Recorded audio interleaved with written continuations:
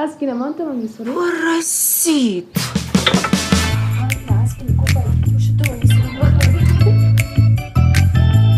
Assalomu alaykum. Assalomu alaykum. Va alaykum. Endi qo'shnilarni poylamaysanmi? Bunaqa pardalar bilan ulamani poylasin.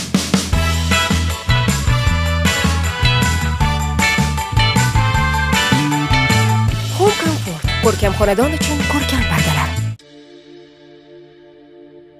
Assalomu alaykum. Mana shunaqa chiroyli ko'rinishdagi, og'izda eriydigan juda ham mazali olmali pechenye tayyorlaymiz.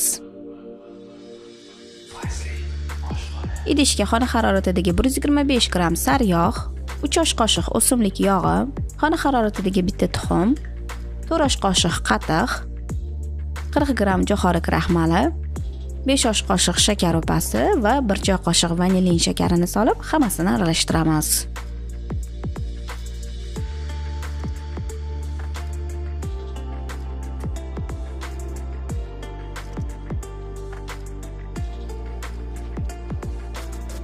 Endi elakdan oliy navli, yaxshi sifatli 2 stakan un hamda 1 choy qoshiq razrixlitelni o'tkazib, yumshoq plastilinga o'xshaydigan xamirni qorib olishimiz kerak.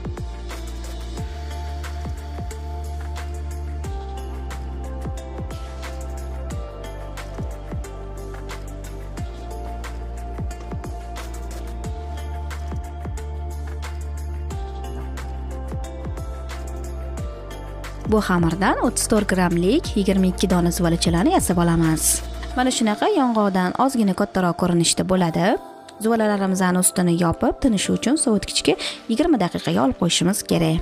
Bu orada 2 dona shirin olmani qirg'ichchi mayda tishidan o'tkazib, unga 1-2 osh qoshiq limon suvini aralashtirib qo'yamiz. Olma manda shirin bo'lganligi uchun shakar qo'shmadim. Sizlar olmani shirasiga qarab shakar qo'shishingiz mumkin. Xohlasanglar nachinkaga olma o'rniga jem yoki shokolad pastasidan foydalansanglar ham bo'ladi. Tingan zuvalachani sabzavot kesadigan ustiga qo'yib, qo'lda nomiga bosib ochib olamiz.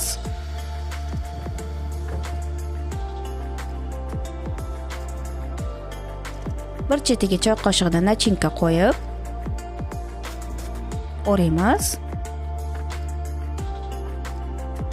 Va 2 uchini tugib qo'yamiz.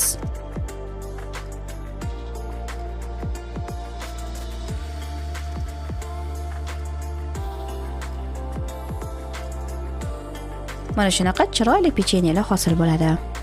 Pechenyelarni pishiriq qog'oz qo'yilgan listga taxlab, oldindan 200 darajada qizib turgan duxovkaga 20 daqiqaga pishirgani yuboramiz. Pishgan pechenyelarimiz issig'ida ustiga shakar upasini sepib, oila davrasida issiqqina choy, kofelar bilan mazza qilib iste'mol qilishimiz mumkin. Og'izda eriydigan juda mazali pechenyelar bo'ladi. Ko'rganingizdek tayyorlanishi ham juda oson. Shuning uchun buni tayyorlab ko'ring, tavsiya qilaman.